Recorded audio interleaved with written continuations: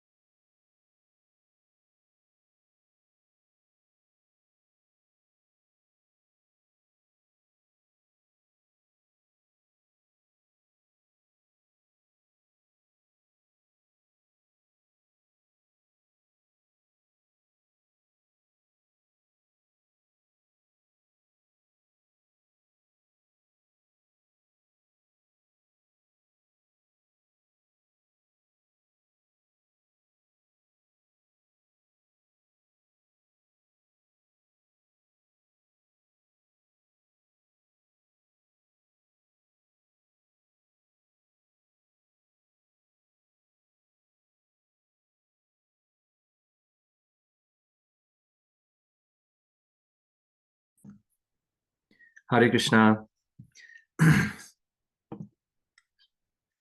Somehow I'm not able to share the Ohe Vaishnav Thakur bhajan that we listened in the beginning. So if someone is able to share that, I'd be grateful. It's not working from my device. So see if you can. Maybe Yashoda Vatsala Prabhu, sometimes you're able to do it. I'm not sure if you can do it. Yes, thank you so much for the. Let me try today. Okay. Yes, so much.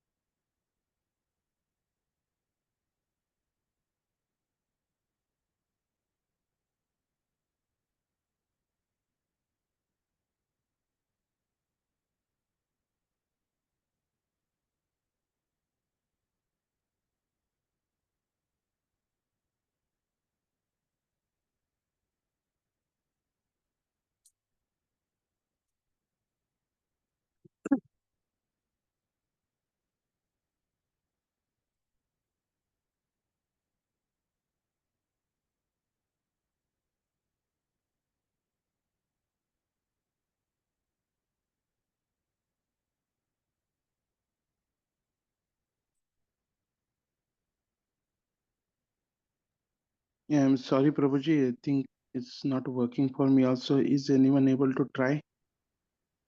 Sorry for the late notice. Let me try, Prabhu.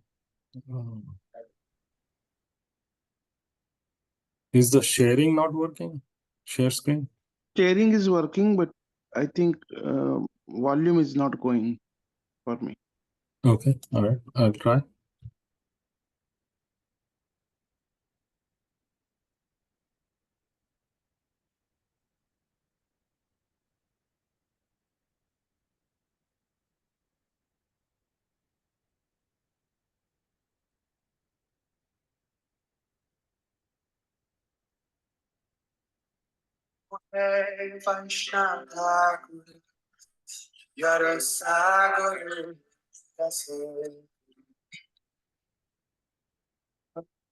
Is this working?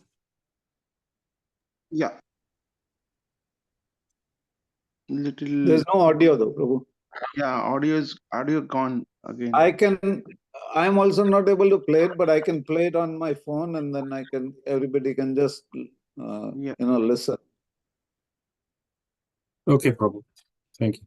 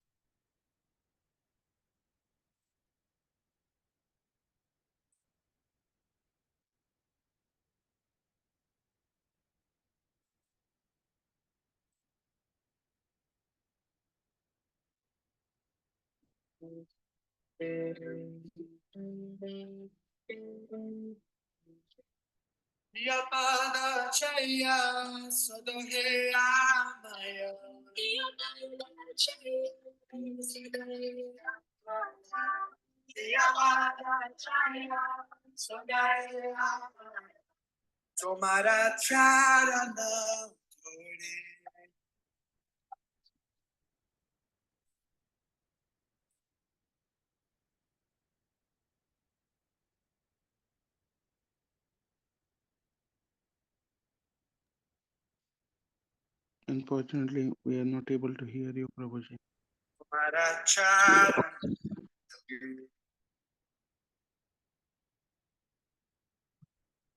Chaya Vegadami, Chaya Doshashudi, Chaya Guna Dehoda.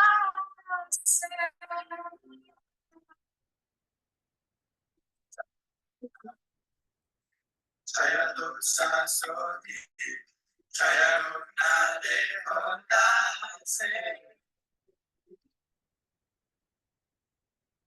Chaya Guna Dehoda.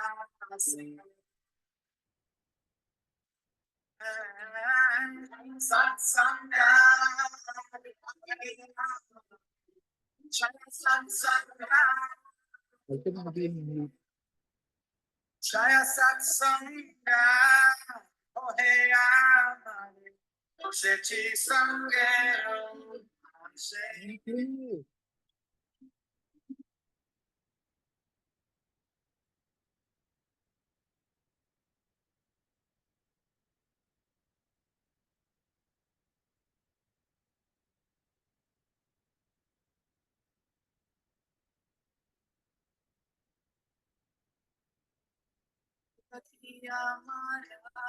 Nahi Payavana, Harinam Sankirtan.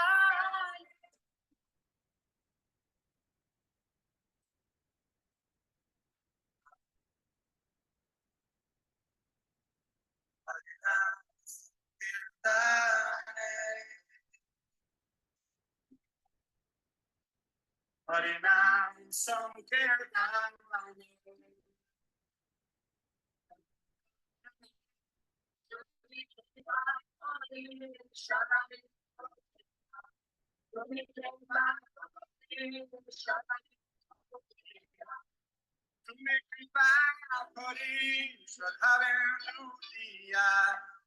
Krishna Nama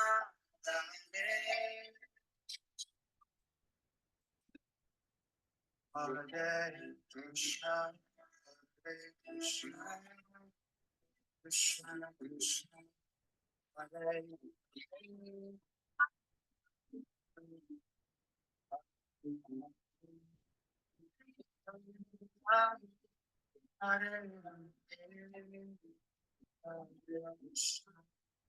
Hare Krishna, Krishna Krishna, Hare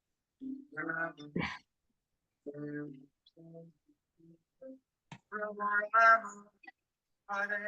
Hare.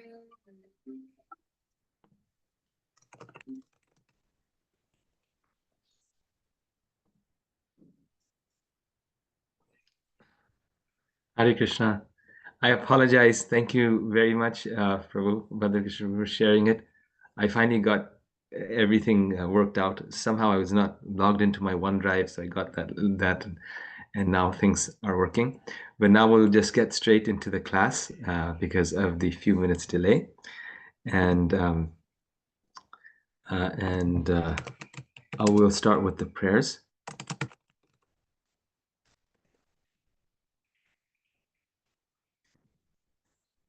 I'll just share the screen.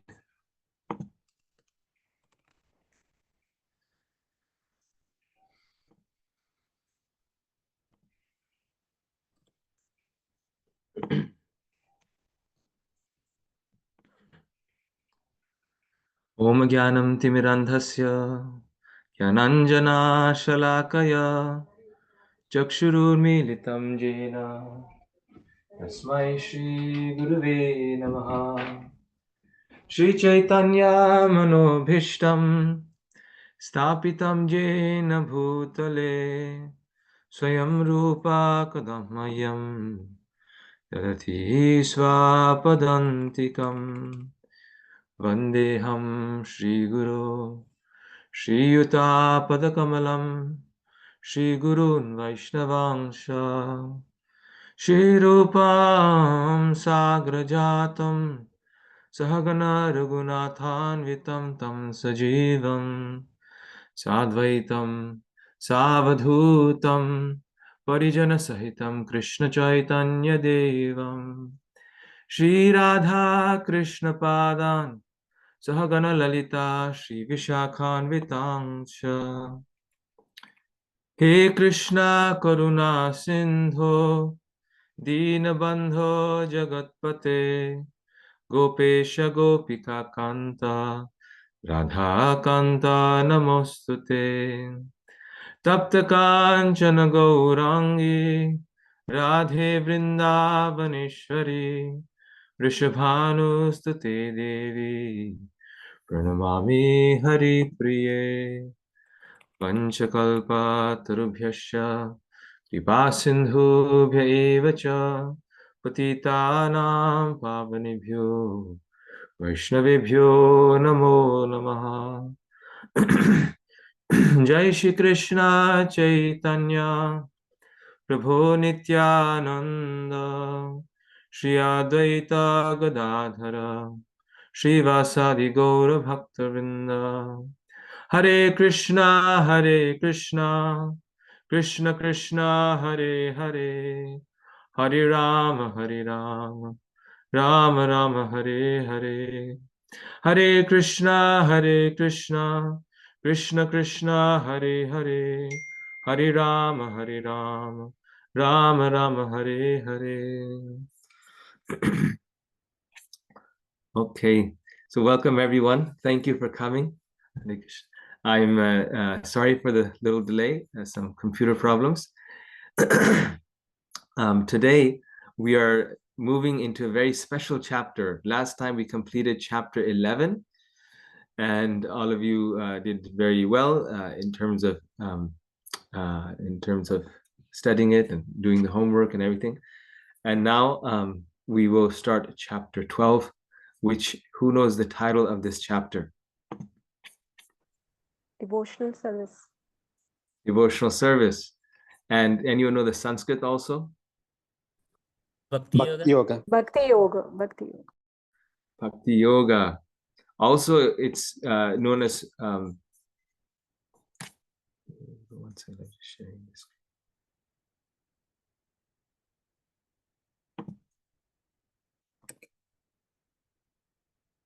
It's also known as Purushottam Yoga. Chapter 12, it's sometimes referred to as Purushottam Yoga. So this chapter has many wonderful qualities. One of which, the most significant, nice quality of this chapter is that it is the shortest chapter in the Bhagavad Gita. So it's the most easiest chapter to memorize. Many devotees memorize it. It's one of the most potent, powerful chapters in the Gita. If someone has performed an aparad, like in worshipping the deity, if someone's dealing with a difficult situation, something like this, then they're encouraged to read Purushottam Yoga, which is chapter 12. This is Krishna's words and very, very auspicious. Once.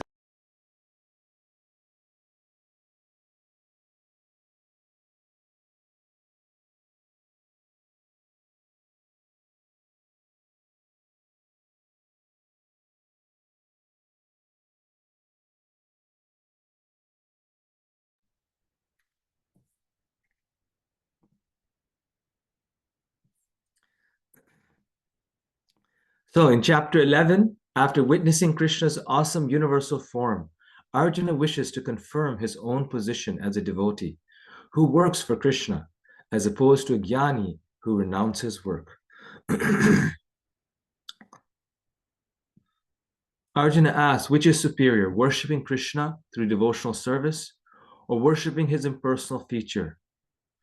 Krishna immediately responds, saying that one engaged in his personal service is topmost. A worshipper of the impersonal is less perfect and undergoes more difficulty than one who worships Krishna. So many times in our preaching and our service, we're faced with the challenge about impersonalism. God is ultimately impersonal. Krishna is not the highest Brahman, but the highest Brahman is the impersonal aspect. These first 7 verses of chapter 12 are the best verses, the most wonderful verses to counter impersonalism. They are the best verses. There's nothing that is better than this. Very clear, very strong verses. So we're just looking at the different sections.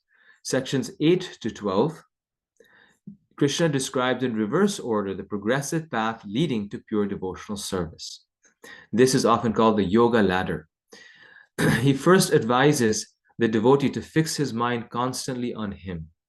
If one cannot do that, one should purify oneself by following the rules and regulations of Bhakti Yoga. If that is too difficult, one may engage in Karma Yoga, giving up the fruits of work to Krishna. If one cannot even follow this practice, then he recommends the indirect path, which begins with renunciation of work and leads to knowledge and meditation.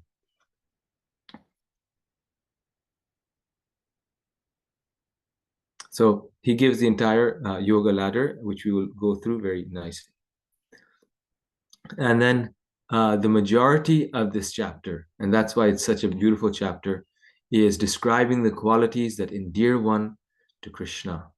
Text 13 to 30. Having described the stages of devotion, Krishna now enumerates the transcendental qualities automatically achieved by a bhakti yogi, which endear the devotee to Krishna. Pointing out these qualities further substantiates the theme of chapter 12, that bhakti is the best method of spiritual advancement. Krishna concludes that one who faithfully follows the path of devotional service, making him the supreme goal, is very dear to him. It's very dear to him. Right? So, it's not just that we are engaged in the practice of devotional service, but Krishna says if we're engaged in the practice of devotional service and we also have divine qualities, then and only then we become very, very dear to Krishna. So now we're starting back from the beginning. This was just the overview. These are the 3 main sections of chapter 12. And Krishna here is describing in the beginning one goal, and there's two paths to that goal. So what's the goal? The goal is Krishna. What are two paths? Well, it slightly shows this here. One path is the personal path, the other is the impersonal path. So we're starting with the second path. The worship of the impersonal is path 2. Krishna says this path is very difficult. What's the nature of this path? To attain the impersonal perfection is troublesome. It's very difficult. It's theoretical, at least at first. And one can realize the eternal and knowledgeable aspects of the self, but not the blissful portion. So it's very theoretical. The Shankaracharya emphasized jnana as the highest process, as the most important part of the impersonal path. And you'll see that the impersonalists, they spend so much time studying and discussing and convincing their mind that it's all unreal. And we also believe that the world is unreal in the sense that it's temporary. But they are just focusing on the unreal so as to become completely detached from this world and focus on that which is real, which is the impersonal aspect of Brahman. In the personal path, we say that everything is Krishna's energy. And it's unreal when we don't engage it in the Lord's service. It's unreal if it's temporary. And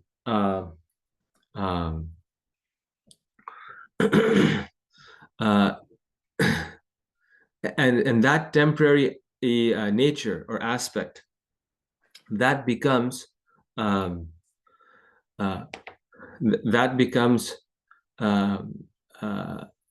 extremely, you could say, difficult for someone to so in the personal aspect, it is temporary, but if we engage it in the Lord's service, then that becomes part of Krishna consciousness.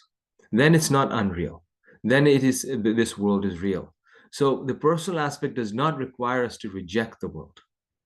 It does not require us to see the world as simply a means to an end, as simply an obstacle on the path. But in a personal path, one can engage the world, one's desires, the objects of this world in Krishna's service. This is why the impersonal path is very troublesome. We see that those who meditate on the impersonal aspect, they sometimes meditate for 12, 13, 14 hours until they actually start to get some realization of it. And in the course of doing that, sometimes their knees go bad because they're sitting for hours and hours. Hours and hours. There's one person who was doing this type of meditation. He would meditate 7, 8 hours a day. And eventually he had to go for knee surgery on both knees because his knees would get locked. He would just sit for hours and hours still in one position. And even once one perfects that path, one realizes Brahman, one realizes the self, but he realizes Sat and Chit, eternity and knowledge, but he doesn't realize the Ananda, the blissful aspect of the Supreme, because it's just one big light. And Srila Prabhupada has described, he speaks in his lectures, that how eventually, and the Bhagavatam describes this, patanti adha, from that position of impersonal realization, we fall down again. And when we fall down, then what happens? Again, we start enjoying material life. And why do we fall down? Prabhupada gives a very simple answer. He says, because we become bored. The soul becomes bored. Yes, it's all blissful. It's completely peaceful in the impersonal aspect, but there's no activity. There's no service. We're just like, sitting in the spa room. It's nice and warm, and your body is feeling nice. But who sits there for more than 15 minutes? After that, you get bored. You have to go and do something. You want relationships. You want people. The impersonal realization also assumes, and you can make this argument to someone, it's a very powerful one, because generally those who are in impersonalism, they're all about love and oneness and this and that. But if you tell them that if there's only one person, right, if everything is one, then there cannot be love. Love means two. Love means the lover, the object of love, and love itself. It means three things must exist. But if everything is one, then how can you love? How can you have relationships? So those who are frustrated with their relationships, they generally want to then attain oneness. But that oneness cannot be realized. That oneness cannot be realized unless one, one becomes extremely, you could say, callous to this world, and that oneness means there's no kind of option for love. So, what is the process? This is described in text 3 and 4. So, actually, I'll just go to the Veda base. That'll be simpler, and we'll read that text here.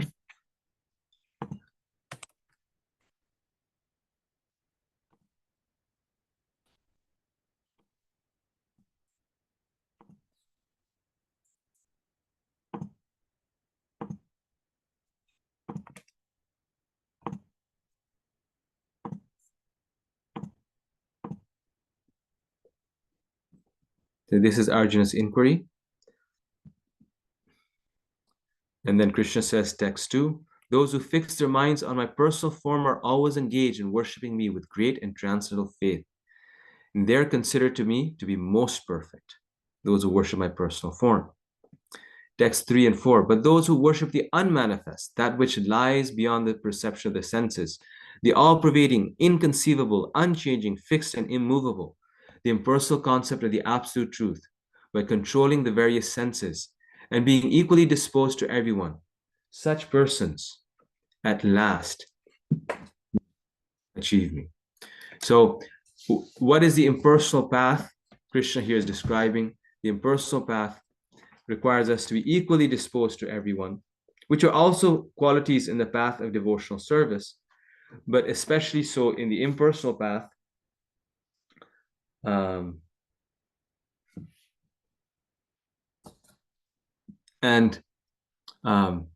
Actually, I made a mistake. I just realized that's why my mind was a little disturbed. I was thinking chapter 15 is Purushottam Yoga. Chapter 12 is not Purushottam Yoga. It was just chapter 12, as you all were saying, is Bhakti Yoga. 15 is Purushottam Yoga. So that's just a correction there. Those who worship the impersonal aspect, they must be equally disposed to everyone and engage in the welfare of all. Even in that path, in order to get perfection, one has to help others achieve that destination, engage in the welfare of others. And Prabhupada says this actually, that impersonalists, because there is not so much bliss in meditating on the impersonal feature,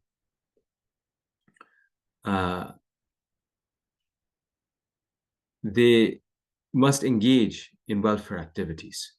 And only after they engage in these welfare activities can they find some tangible happiness. Then text 5, for those whose minds are unattached, for those whose minds are attached to the unmanifest, impersonal feature of the Supreme, advancement is very troublesome. To make progress in that discipline is always difficult for those who are embodied.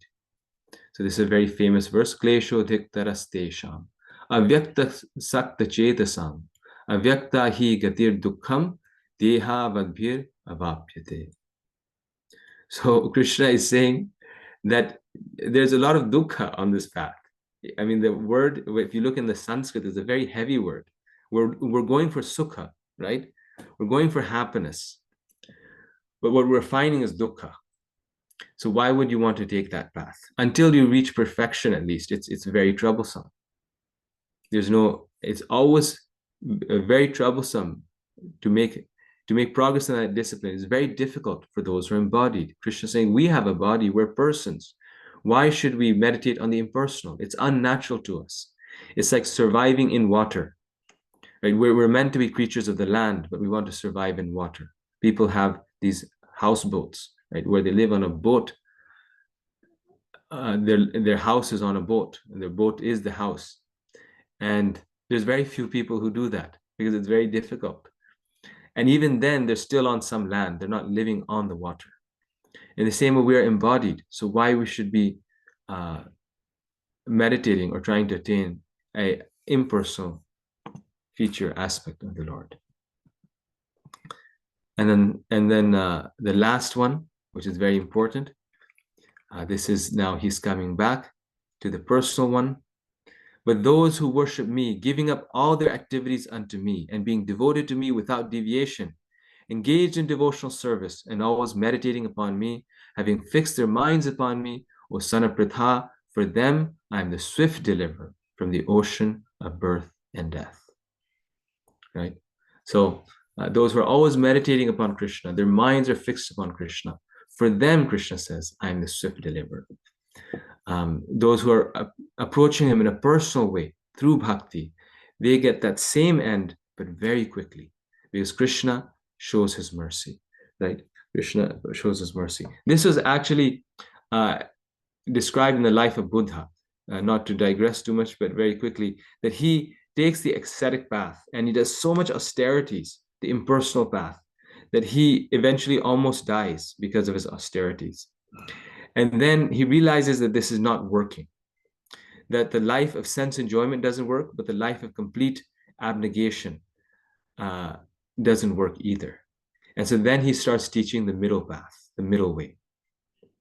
And you notice in the Gita, Krishna tells that the yogi, the successful yogi, is someone who doesn't eat too much or eat too little, does not sleep too much or sleeps too little, but who is balanced, moderate in his activities, which is very hard to do actually. But that is the path to perfection. Not these very harsh austerities like the impersonalists try to do, but balanced. And then balance means what? That you're not ignoring the senses, you're not trying to enjoy the senses, but you're always engaging the senses in Krishna's service. You're engaging your heart and your mind in Krishna's service. And that is the balanced path. So this here is this Krishna is clarifying clearly in these 6 verses that both paths are okay. Both paths are okay, impersonal and personal, but of the two, the personal is better. Right? And it's very interesting that Krishna is answering it in this way. He's not saying that the impersonal path is wrong. He's saying that the personal path is better. And we should also do that. Just to illustrate that point, Ravindra Swarup Prabhu was one of the very intelligent devotees who joined Prabhupada's movement. They were all intelligent, but he was academically very educated. He had a PhD, Ravindra Swarup Prabhu, when he joined Prabhupada's movement. So he wanted to serve Srila Prabhupada in a philosophical way. He had a PhD, I think, in philosophy. So he wrote to Srila Prabhupada that I want to make my life's mission to establish personalism and prove that impersonalism is wrong, and to show that God is personal. This is what he wrote. And Srila Prabhupada wrote back in a response to Ravindra Swarup Prabhu's letter that this is very good. He said, it's very nice that you are doing this. However, please remember that God is both personal and impersonal. So Ravindra Swarup Prabhu says that Srila Prabhupada corrected him that don't just preach that God is personal, and he's not impersonal. Because then we are making the same mistake that impersonalists are making. Impersonalists are saying God is only impersonal, no personal form. What we say is he's both. Because if you say he's only personal, you're limiting God. If you say he's only impersonal, you're limiting him. We say that he's both, but the impersonal comes from the personal. The personal is more important than the impersonal. And it's easier to attain the personal than the impersonal. And that's what Krishna is saying here. Nowhere in Gita does Krishna deny that he's not impersonal. Nowhere does he say that that's not a bona fide path. But the bona fide, what's not bona fide, is when someone says that God is only impersonal. That is an offense. Because Krishna is saying that I am both. Right? So there's a difference between saying that Krishna is both versus saying that Krishna is only impersonal. And what we are against, what we're fighting against, is the Mayavad philosophy, where they say that Krishna is only impersonal. So, and that's the difference between the Mayavadi and the Brahmavadi. you'll notice in the Gita, many places, Prabhupada says Brahmavadis are okay, Bhagavatam also.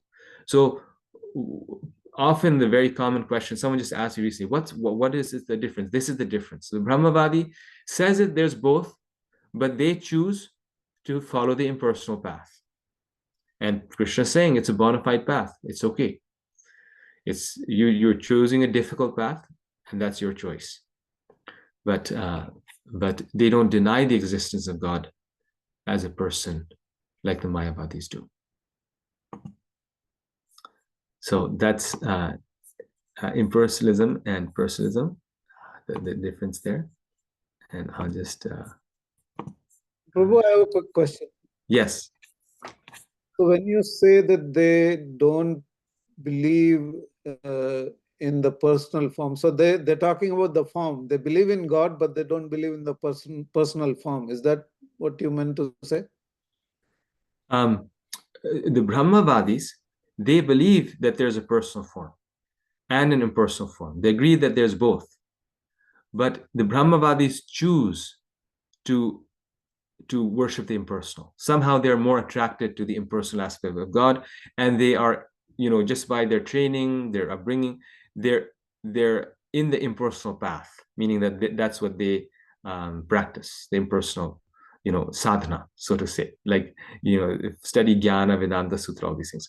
But the Brahmavadis don't deny the existence of Krishna as a person. Just like the Kumaras. The Kumaras were Brahmavadis. They knew that Krishna is Vishnu, but they were yogis, so they would meditate upon the impersonal aspect. So then the Bhagavatam describes that when they went to Vaikuntha and they smelt the tulsi leaf from Lord Vishnu's lotus feet, then they immediately developed pure love for Krishna, because their heart was completely purified by the impersonal process of purification. And the moment they got knowledge of the beauty of Krishna's personal form, they switched, and they not switched, they realized that both personal and impersonal is good. So Prabhu, Hare Krishna, Yes. Gopal Hare Krishna. Yes. So Prabhu, like if they know that Krishna's personal form, how they are not attracted toward the personal form? Because in our Krishna conscious society, like we know both the forms, that Krishna is personal and impersonal. But after knowing the personal form, we are naturally attracted to the Krishna's personal form, not the impersonal form. But how come they know both the forms? They are not attracted toward the Krishna's personal form. They just only attracted Krishna's impersonal form only. Yes, because they, by logic, can understand, like they don't deny the personal form, but they don't have information about it, right? So there's a difference between knowing something and actually, experiencing, between jnana and vijnana. They have the jnana, but they don't have the realization of the personal form. Just like someone knows me, but they don't know me like my family knows me, right? So they know that it's there, but they're just not attracted to it because they haven't had that association. Right? So Brahmavadis, like the Kumaras, they are the best example. They knew they're sons of Lord Brahma. They knew about Lord Vishnu, but they were trained since childhood as mystic yogis. So they look like children, but they're great, very old yogis, and they would meditate in the forest and recite Om, and there's a great happiness in that, because there's happiness in Brahman, there's peace, happiness, but it's not the highest happiness. And as soon as they go to Vaikuntha, they smell the tulsi leaf and their whole, perspective changes. Yes. Very nice. Okay, so I'll share my screen again here.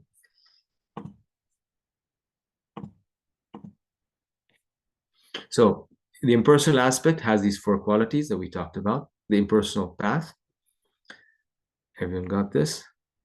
And these are the specific words mentioned in that verse, that the qualities that the impersonal practitioner needs to develop, they need to control the senses, see everyone equally, work for the welfare of all living entities, and also engage in some worship. Like Shankaracharya, he would have his followers engage in the worship, like temple worship. But he said that once you become purified, you give up that worship. So that's simply a means to an end, right? There is the danger of turning to atheism on this path. There's a danger to turning to atheism. Why? Because if God is impersonal, then it's very easy then to say the whole world is God. Energy is God. God is the laws of physics. And that's what the atheists say, right? The atheists also say that there's absolute laws, like the law of gravity, like the laws of physics. That's what runs this world. So they believe in something absolute. But atheism essentially is saying that those absolute laws doesn't have a face. And so it's very easy to switch to atheism. Like, and this is, you see, actually true in the history of this world. Like Newton, he was a devout Christian. He is, like he was always a devout Christian. And as a preaching strategy, he wanted to establish that there's laws in this world. These were called the natural philosophers at that time, who would look at nature, and from nature, they would argue for the existence of God. It's called natural theology. So he looked at the world and said, look, there's laws. And he was a genius. He found those laws. He was actually a genius. He, set the rules of mathematics and calculus, and he showed that nature actually has a system. And he thought that if he can show that there's laws in this world, then people would naturally assume that there's a lawmaker. Right? From laws, they would go to the platform of a lawmaker. However, what happened over time was the opposite, that because he established laws, people said, okay, and then maybe it's just the laws. For some people, it became an argument for the existence of God. But for others, it was a way out of believing in God. It's just the laws that's running this world. So impersonalism can easily turn into atheism. It's very troublesome, right? It's like lifting a rock, because to control the senses, Arjuna says, is more difficult than to control the wind. And whereas bhakti is like, like this, impersonalism is like this. And then, so these are the qualities of the impersonal path, the path of bhakti. It engages form. The first thing that we do is put Krishna's form on the altar. God is a person. You can dress him, you can decorate him, you can love him, you can serve him, you can talk to him. All the senses that we have become absorbed. The impersonal path is to deny the senses, control the senses. The spiritual path is, the bhakti path is also to control the senses, but by filling them with spiritual things, by engaging them, absorbing them in spiritual activities, not denying them. So in text 2, Krishna says, Maya Veshamano, mind fixed on Shama Sundar Krishna. That the process for this path, all the activities of bhakti are meant to fix the mind on Krishna. That is the process. One thing. You just have to fix the mind on Krishna. Some or the other. And chanting is the best process to do that. Therefore, we chant. Worshipping the deity is a very powerful process to do that. Therefore, we do that. Serving the Vaishnavas is a powerful process to do that. Therefore, we do that. And there's these 5 processes, right? So fixing the mind is the process. The process starts with Shraddha, with faith. And it is transcendental. It is faith above the modes of nature. How can you have faith above the modes of nature? It's faith that is developed by the power of bhakti, by the practice, right? When people come to the process of devotional service, they themselves become convinced, not just by logic, by their mind, their brain, by someone giving them, logical reasons, but because of a spiritual experience. And that faith is beyond the modes of nature, the experience that they get in love. Nitya Yukta Upasate, they're always engaged in the worship of Shama Sundar Krishna, right? So this is the process. How to you engage the mind? Always be engaged in the worship and the service of the Lord. The process is, as we is mentioning, to submerge the senses in the Lord's service, not to deny the senses. right? You go to the store, you're still buying things like non-devotees are buying things, but now you're buying them not for yourself, you're buying them for Krishna. You're eating pizza like non-devotees are eating pizza, but now you're eating pizza that's been offered to Krishna, that's pure, that's vegetarian, that's free from onions and garlic and mushroom, and is cooked with the meditation of wanting it to offer to Krishna. And you get to read nice books like the Bhagavad Gita. So there's a process that is very conducive to who we are. The nature of this path is that it's easy and natural. So there's so many paths. There's the impersonal path. There's so many ways to God. But bhakti yoga is the most easy and natural, because we do what we like to do, but we do it for Krishna. And one of the elements of bhakti in the beginning stages especially is to serve Krishna according to our nature. So someone is a musician, they will sing for Krishna. They will do music for Krishna. But if someone's not a musician, they don't have to be a musician. They can serve Krishna by cooking for him, if they like to cook for him, or by distributing books, or by cleaning the temple. There's so many ways. Someone likes to decorate, is very artistic. They can decorate the deity of the Lord.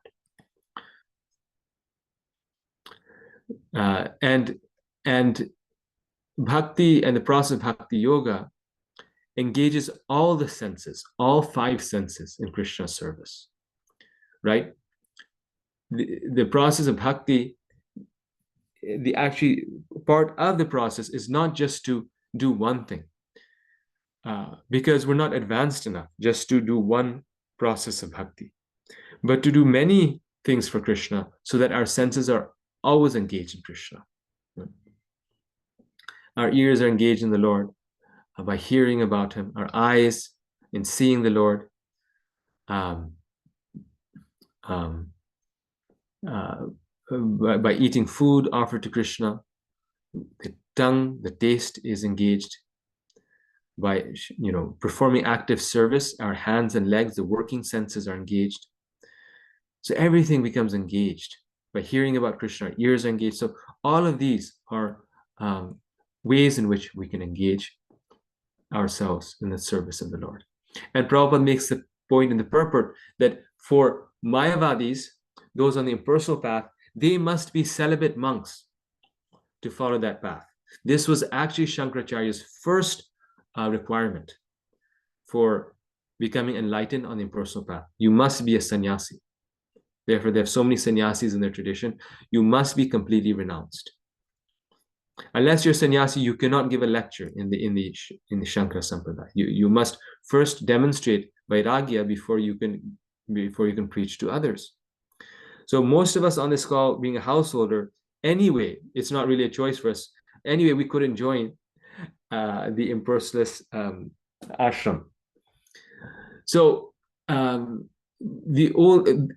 beauty of bhakti is that it's the only path, in fact, among all these different bona fide paths, that allows for anyone with any background to enroll in that school, so to say, to engage in Krishna service and gradually progress to the highest stage of love of God.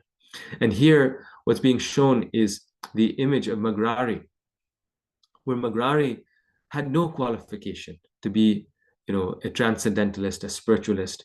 His senses were completely uncontrolled. He would go to the forest, and with his bows and arrows, he would half kill animals. And he'd do it just for fun, because he would enjoy seeing them suffer. And this is the level of who he was. This was his consciousness. And Narad Muni was going through the forest, and he sees that the half-killed animals are lying here and there. He thought, who is doing this? And he finds a source. The source was Magrari. And Narad Muni begins to speak with him, influence him, give him spiritual knowledge, and gave him the process of bhakti. The next time Narad Muni comes, Magrari here is on the ground, and he's removing the ants from the path, just so the ants don't get crushed. So this is examples given to show the potency of bhakti, that from someone who's completely unqualified, they become fully qualified simply by the process of bhakti yoga. And Narad Muni then mentions to, I think, Agastya Muni, who's coming along with him, or some Muni, that Angira Muni, that look at my disciple. Look at the process of devotional service. How wonderful it is that a cruel hunter has become so soft-hearted that now they're not even willing to step on an ant. And this is actually, we saw in the example of so many devotees. His Holiness Gopal Krishna Maharaj, he would, when we'd go on morning walks, we would always forget, right? Every day we were walking every day, and every day we'd forget. But he would always turn around and say, watch for the ants as you're walking, that we don't crush the ants. And imagine, he had so much high position and so many responsibilities, and the last thing that would be on his mind is the welfare of the ants. But he would say, watch for the ants as you walk. And he himself was watching for the ants, right, as he would walk. So a devotee becomes so soft-hearted that they cannot bear the pain of another person. And this is why bhakti is easily performed. Krishna is a swift deliverer. No trouble, just automatically one becomes a devotee. And Krishna is saying in the final verses that we read, that I personally deliver the devotee. I'm the swift deliverer. I am the swift deliverer. Krishna personally delivers the devotee. And here we see the image of Aghasura, where he sees his devotees going into the mouth of a demon, but Krishna personally comes inside with the devotee to protect his devotee. That is the qualification of Krishna. He pulls us out of the ocean. We don't have to get out by our own strength, like on the impersonal path, but he comes and puts his arm down and pulls us out, raises us by his grace. This is the path of grace, the path of mercy. So we're not powerful enough, we're not strong enough to control our mind, but what we do is we surrender to Krishna, and then he uplifts us. So it's much easier, right? It's like trying to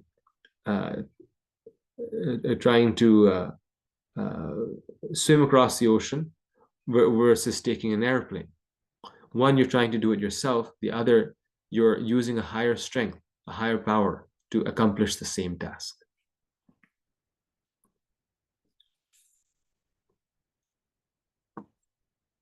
So now the question comes up, well, suppose one is not qualified for the best process. Krishna has now established, this discussion started with Arjuna's question, which is better, the impersonal or the personal, right? That's text 1. Krishna has established that the process of bhakti and worship of the personal form of Krishna is the best. And this is there in the Bhagavad Gita, black and white. We are convinced of it, right? Text 1 through 7. But now, Arjuna's question further is, being a soft-hearted king, leader, warrior, like a king, he then thinks, but what if one is not qualified for even devotional service, bhakti yoga? What if, we're saying this is the easy path, but even this path is hard for people? Now Krishna answers that question. And this is the next section, and that's called the yoga ladder. This is very famous in the Gita. It's oftentimes discussed. It's very useful also, where it shows that how the Gita doesn't just give you one path, it gives you many paths. But then it tells you which one is easy, which one is hard, and which one is the best. So he's told us, always thinking of Krishna, that is the goal, right? That's where he starts. That is the process of bhakti. And following the rules and regulations of devotional service, engaging in a service, this is bhakti.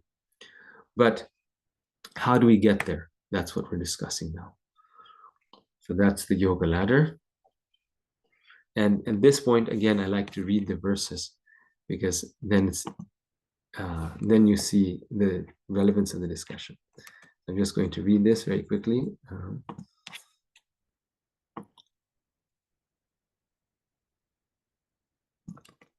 So he will describe the different paths and how we get there.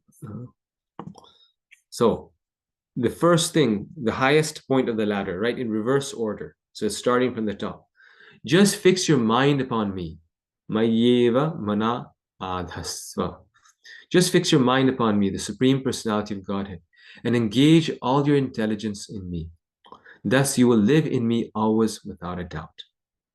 So our mind and intelligence, if it's engaged in the Lord's service, then we always live with Krishna. My dear Arjuna, O winner of wealth, if you cannot fix your mind upon me without deviation, then follow the regulated principles of Bhakti Yoga. In this way, develop a desire to attain me.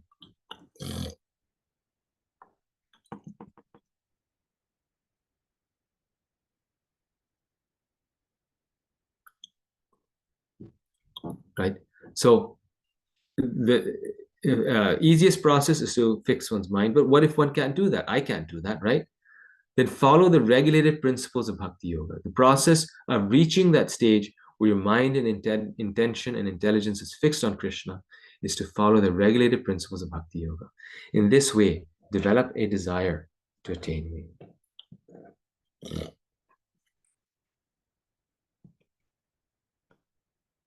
If you cannot practice the regulations of Bhakti Yoga, then just try to work for me, because by working for me, you will come to the perfect stage. So someone says, but I cannot rise early in the morning. I cannot follow all the regulated principles. And that's true also. It's very hard, actually, to follow the 4 regulated principles perfectly.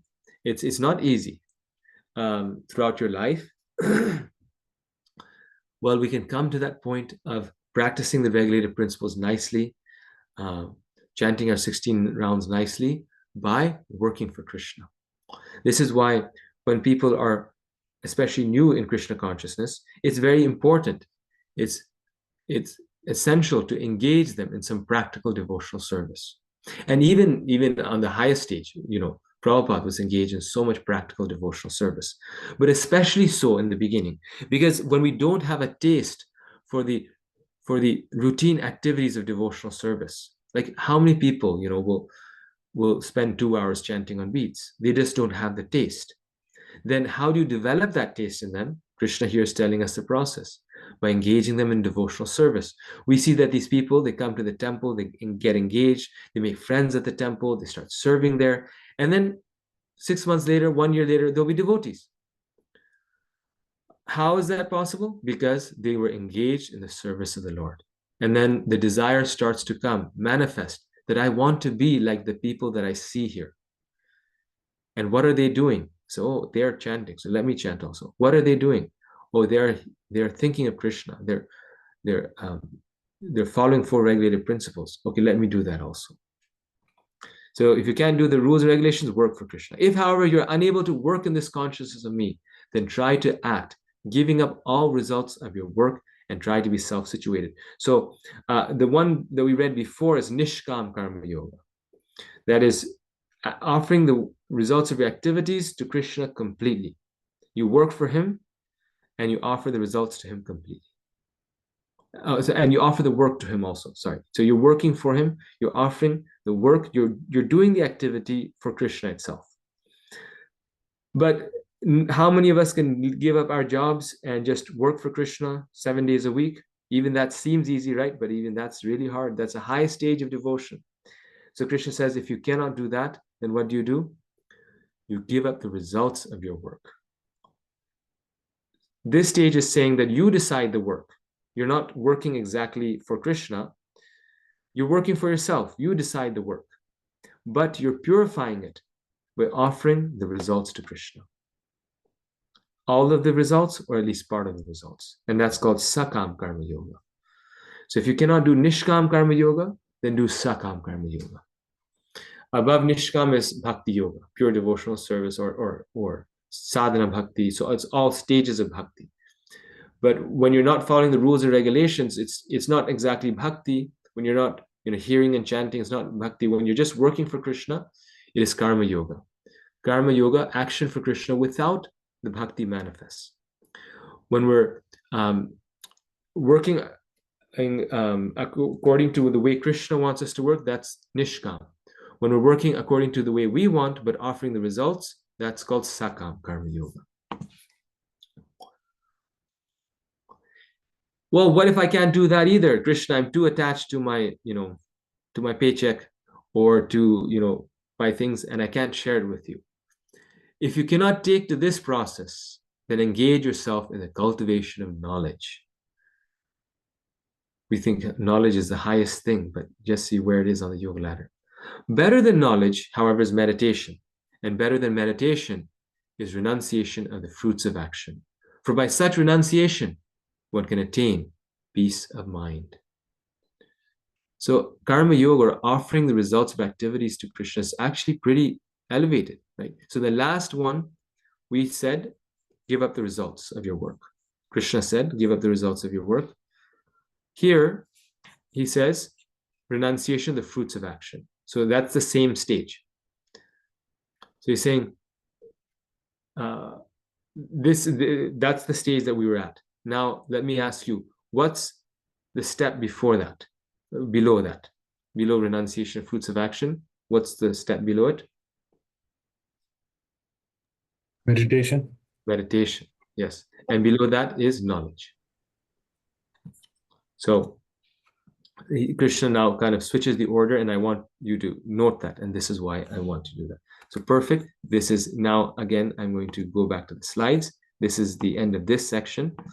So the points that we highlighted here, this is the yoga ladder, and now you can actually see it in written form. I told you verbally. So the highest stage is always fixing the mind on Krishna.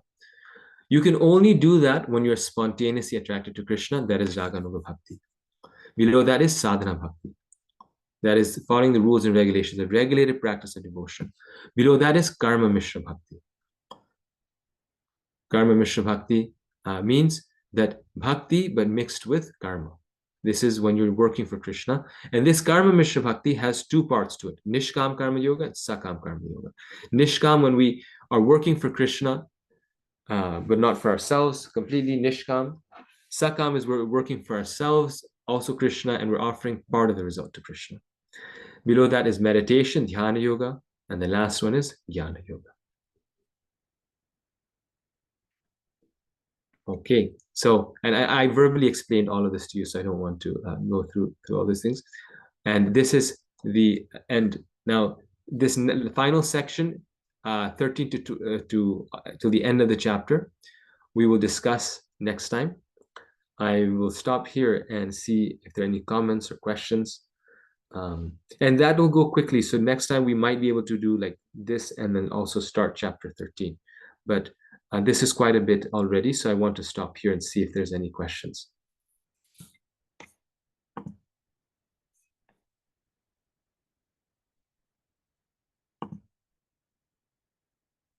Any comments?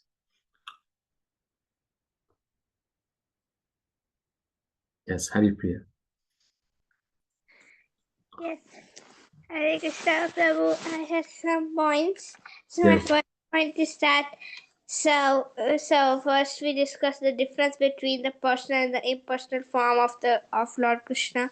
So the Lord's impersonal form is more discouraged by the Lord, but on the other hand, the personal form of the Lord is more encouraged by him. The Lord is the swift deliverer of the personal form twister. Therefore the impersonal way is harder. Buddha, so you gave the example of Buddha, that Buddha took the impersonal way but noticed it was hard. Like he was doing so much austerity that he was like feel like he will die. So then he took the personal way, and he felt like it was more valid. So he started preaching that part. But we need to also understand that there is both personal and an impersonal form of Krishna. Yes. So there were also you told us some paths that bhakti that we can do bhakti with like mind fixed on the Lord, Shraddha, Niketa Yukta Upaste, and think of our senses and not thinking. We should not think of our senses but think them, to utilize them in Krishna's service. And we should we need no previous qualification.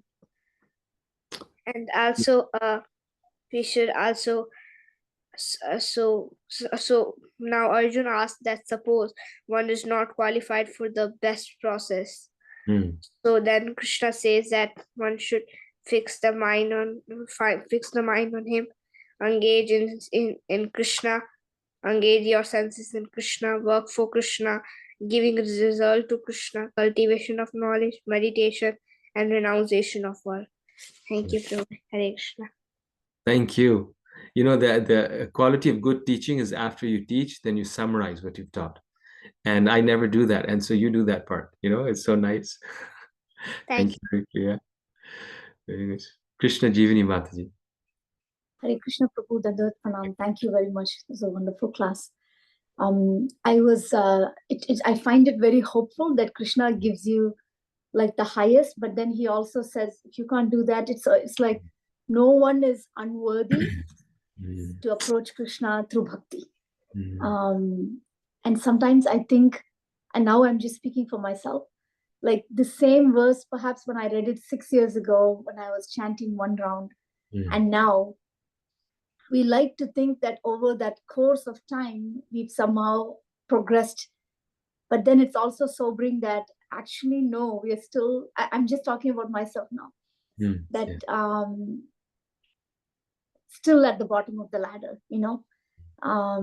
So anyway, how do you reconcile that feeling of hopefulness, but also hopefulness, but also a little bit of disappointment when you see, when you think of it in that way? Yes, I feel that same way. It's very interesting that you mentioned that, and we can reconcile that by seeing the other devotees and sages, and seeing that relative to their years of spiritual practice, actually we're moving very quickly by Lord Chaitanya's mercy. You read Prishni and Sutapa, who are Krishna's parents. They performed austerities for 12,000 celestial years. 12,000 celestial years, and celestial years, our 6 months is their 1 day. And then they attain the Lord, right? So we practice for 10 years and we think, oh, I'm still not getting pure love for Krishna. But we don't realize that this path, we've been in this material world for millions of lifetimes, at least millions of lifetimes. And to get out is going to take some years, right? It's going to take some hard work. It's going to take some practice. And spontaneous bhakti is not going to come overnight.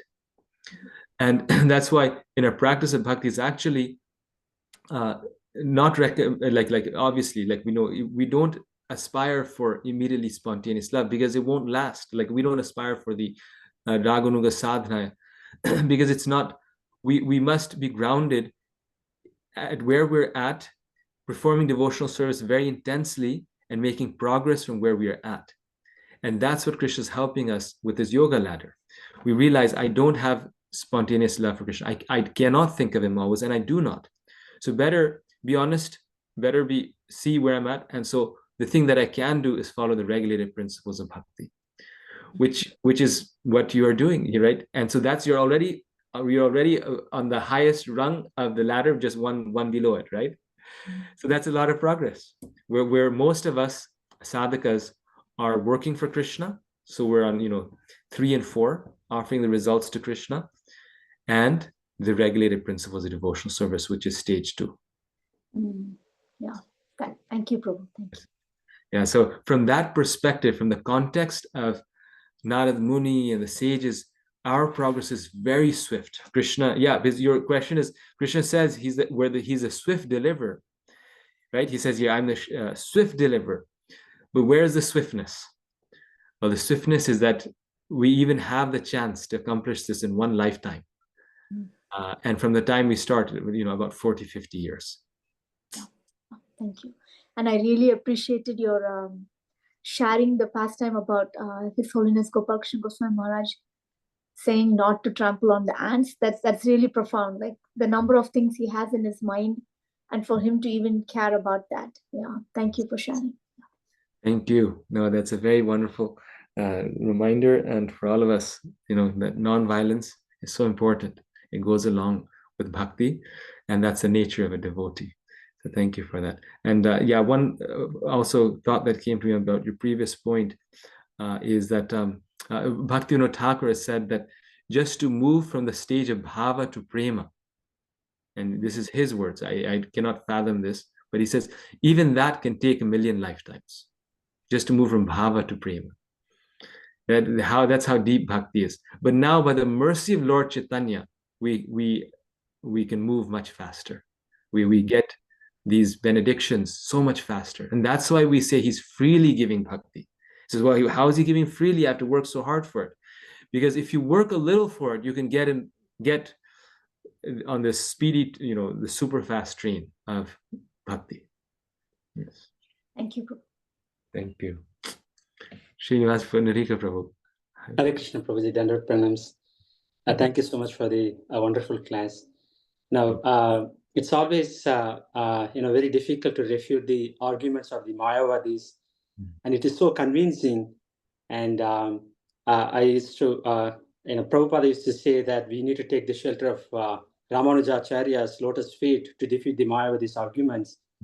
But it reminds me of one of the pastimes of Ramanujacharya, that he is known for defeating the Mayavadis' arguments, but it happened, and one time he was in a debate with somebody called as Yajnamurti for 17 days on Mayavadi, to refute the Mayavadi principles. But he was, on the 17th day, he was almost losing. And then he was sleeping, thinking about it, and thinking about the Kanchi Varadaraja Perumal. And he appeared in his dream, and he gave him a quote, hey, think about Yamunacharya's, this particular stostra. And then on 18th day, Ramanujacharya was walking like a lion. He said that I have all the answers. And Yajnamurti, on seeing Ramanujacharya, he felt like that he lost. And then, of course, Ramanujacharya won the argument, and he has converted Yajnamurti into somebody named called as Allala Perumal in Birmana. So that was a pastime that came to my mind. Yes, such a nice point that you mentioned. This way, Sri Chaitanya Mahaprabhu said that Mayavadi Bhashya Surya Sarva Hoy Nash. That actually Mayavad philosophy is so tricky that if we hear it, we will lose our bhakti.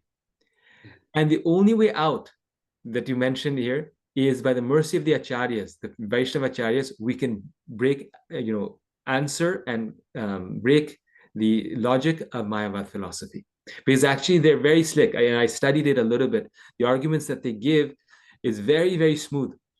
And same thing Ramanujacharya is showing by his example, that only by the mercy of his guru and the devotee was he able, the logic is wrong, but was he able to find the argument to defeat the logic. Yes. Wow, such a nice example. Yeah. Ramanujacharya and Madhvacharya, both, before them, impersonalism was the dominant philosophy, and they literally wiped it out of India. They were so afraid of them, the impersonalists, that when they would see them, they would cross the street. And after them, actually, this personalism and bhakti became famous, and all these big temples in the south and all these things became established. Yeah. Thank you, Prabhu. Hare Krishna. Hare Krishna. Hare Krishna, Prabhu. So going back to Krishna Jivani Mataji's point is, how do we know how much progress we make? So Rupanuga Prabhu always gives a very good point, is that if you really, there is no measuring tool per se where we can, see our bhakti. Like for fever, we use a thermometer. For temperature also, we use a different kind of a thermometer. So we have different apparatus. But for bhakti, there is no physical apparatus. So he always says, see where you are today and go back to the time before you started doing bhakti, what kind of activities you were doing and what kind of activities you're doing today. So if you see a vast difference, or if you even see a tangible difference, that, okay, I used to watch movies, but today I don't watch movies. So that itself gives you the progress that you have made, because your transformation has already started, right? Your purification of your heart has already begun. The Cheto Darpana Marjanam, has already started. Yes. So that's the way he says you should measure your progress rather than asking somebody, okay, how much have I progressed? So you can basically, he says, you can measure your own progress yourself. Yes, no, that is true. Prabhupada says that how do we know that we've eaten enough? Right? As we say, well, there's so much food. How do I know when to stop? And not that in bhakti we stop, but Prabhupada responds to that. He says, you will automatically start to feel satisfied. As you eat, you'll start to feel satisfied. So Prabhupada said that we can judge our progress in spiritual life, similar to what Rupanuga Prabhu was saying, by how satisfied we're feeling in the process of bhakti. And people can feign feelings of ecstasy, they can feign enthusiasm in bhakti, but what you cannot feign, what you make up, is detachment from material things. If we don't have actually a spiritual taste, we won't be able to give up watching, karmi movies or, eating out, karmi places. But if we're able to not be attracted to those things, then that is actually the test that I'm making so much advancement. And that happens gradually, right? When we genuinely are losing the taste for material things and an attraction to hearing and chanting. So in the Nectar Devotion, Rupa Goswami also says this, that the hallmark, the way to identify a person on the stage of Bhava Bhakti is to see is he engaged in material activities or not? How less is he engaged? Because he says over time, you cannot hide those things. Like for 3 months, you can say, okay, I won't eat ice cream. But if you love eating ice cream, after 3 months, you'll eat ice cream. Right? For 3 months, you can do something artificially, but you cannot artificially control your senses in the long run, over the course of time. And that is a test. That it says you can judge someone, you can test them by seeing if they actually free, getting free from material desires. And that's true of us also. That's true of us. When we get free, we lose our taste for material things, then that's advancement. Thank you, Prabhu. Thank you so much for that, reminding us of that. Anything else? Okay. Are people able to turn in their homework, those who are taking it as a course? Some people are just joining to listen, but if you are, please remember to do that. After chapter 18, we'll have the exam. So yes. Thank you, everyone. Thank you, Devanshi Mataji, for joining. I say some names: Jai Draupadi Mataji, and Mehul, and Krishna, and all of you. Thank you for joining. Hare Krishna. Thank you so much, Prabhuji. Thank That you. was fun. Saki Stali Mataji, do you have some comments? Saki Stali Mataji, your hand was up before also. Krishna Prabhuji, Dandavat Pranam. Nothing relating the thing. Thank you very much for the wonderful class. It's just a request if you could again post the questions in the chat. Okay. Yes, sure. We'll do that. Thank you so much. Thank Hari you. Bol. Thank Hare Krishna. Subharo Prabhu. Krishna Prabhu, can you hear me? Yes. Dandavat Pranam. My name is Sri Nitai Charandas. Hare Krishna. So, Hare Krishna Prabhu. It's a wonderful class. I mean, with a lot of delineation and the PowerPoint presentation. One of the questions which came to my mind is the last part you said, like, which is better? Like, it's meditation versus, knowledge. And final one is about renunciation, right? So renunciation, I mean, as I understand, like, what you have to put it in the path of bhakti. Do not hoard them. Many times as grihasthas, I mean, Shastras tell us that we have to give 50% of our earnings. But at least I don't give it 50% of it. I do give some amount of it. We keep for rainy days. We have a tendency to hoard. So how do we understand that renunciation gets to the peace of mind? So would you mind elaborating? Yes. So the renunciation is of many different types. we immediately think, okay, renunciation means I need to give a part of my paycheck. That is there, but that is definitely a process in all religions. That aspect is there, but the key thing is renunciation of the fruits of our action means that what we have, where we are wanting to serve, engage it in Krishna service. And one of the big things that we have is our skills. So someone is, a good musician, I gave the example, right? Then they do music for the Lord. Someone's an accountant. They can do accountants for Krishna's temple and keep all the balances. It's such a big work. Someone is a lawyer. They can, protect the temple from making, the property, the land, all these things. Prabhupada did so much of that. So engaging our skills is offering the results of our work. Similarly, engaging our time. The most valuable thing that we have is our time. So offering the results of our work is an approach to life, and that includes doing those things. And the 50%, that principle has been understood in different ways. One is that, okay, it's just 50% of my paycheck. That one is not so practical for like you're saying. Rather, 50% often means that what we have in our savings, after all of our expenses, everything, 50% of that we engage in the Lord's service. And that doesn't necessarily even mean donating it to some other institution or to a temple. It means that we may have a project that we want to serve the Lord with. And we take that savings that we have, we take 50%, and we go forward and we build a temple, or we start a project for children, for teaching them Bhagavad Gita, or we purchase books to give to people. Many times devotees, they build their own project that this is the way I want to serve the Lord, and I then know it's going for a good cause, and I'll take that Lakshmi and I'll put it to good work.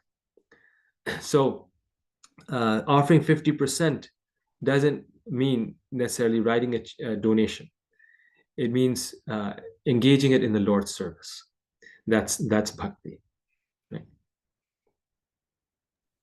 Thank you very much, Prabhu. Hare Krishna. Thank you. It's a nice question. Very thoughtful. Yes, Dr. Sumit. Hare Krishna. Hare Krishna, Prabhuji, Pranam. Dhanvat Pranam. Prabhuji, I have one question. Since we have sent you yoga ladder today.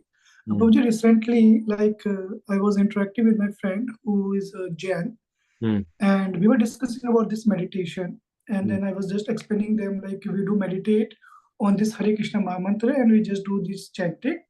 And he said, they also meditate, and in their, so I heard in this, when I was reading the Srimad Bhagavatam, so they follow the Tirthankar, I think, Tirthankar, and they have the relationship with the Rishabh Dev in our. So I was just relating the theory of our Srimad Bhagavatam with the Tirthankar, and then the discussion was related to this meditation. And then he said, we are also following some mantras, and we are also meditating in the morning, but their meditation is different from ours. And then he said, there are different kind of meditations they are given in the yes, I understand. scriptures. Then my answer simply, see, from the day I joined this ISKCON, I have been taught in this way, whether we are doing Kirtan, Samran, Hare Krishna mantra is the topmost, and when we are chanting, this is our meditation. We don't need to meditate on anything void or anything or any number. Yes. So how to handle this kind of situation, or is there anything any scripture where these detail on the meditation is given? Yes. So remember, in the yoga ladder, the highest rung was always thinking of Krishna, right? Mind fixed on Krishna.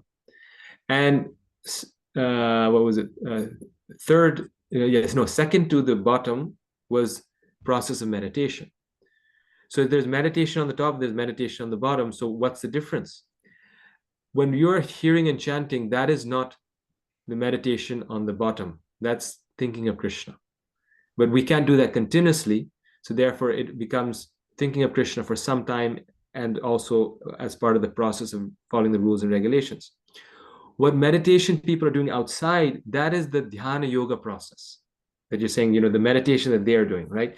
That is dhyana yoga. It's a bona fide process, but it's a slow process because you're meditating, and depends how you do it.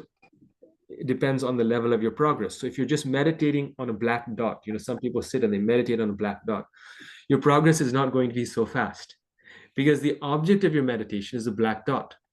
So it controls your mind, but it doesn't create love of God. That meditation, there's no right or wrong, but it's not very advanced, right? They're meditating, they're controlling their mind, but the object of meditation is a black dot, so no love of God. Whereas those who are meditating on the deity of the Lord, on Krishna, while they chant, they're meditating on Krishna, and that's then pure bhakti. Those people who are maybe meditating on the scriptures, it's very good. They're meditating on the words of the Gita, that's very good. So, so the process that is given in the bhakti process, that is the most effective. We know that it's tried and tested. This is what Gita says, Bhagavatam says. These other processes, there's truth in them, but it's not the complete thing. And it depends on what they are, and accordingly you guide. You tell them, well, okay, it's good what you're doing, it's nice, but add the chanting of the Mahamantra. Okay. Thank you, Prabhuji. Thank you very much. Okay, so wonderful discussion. We will continue next time. Someone unmuted. Any last thing you wanted to say? Okay, so we will end here. Thank you. And next week we will start from the end of chapter 12 and go to 13. Hare Krishna. Hare Krishna. Thank you, Hare Krishna, Prabhu. Thank you, Prabhu. Thank you. Hare Thank you, Hare Krishna, Thank you. Prabhuji. Hare Krishna. Hare Krishna, Dandavat Pranam, Prabhu. Thank you.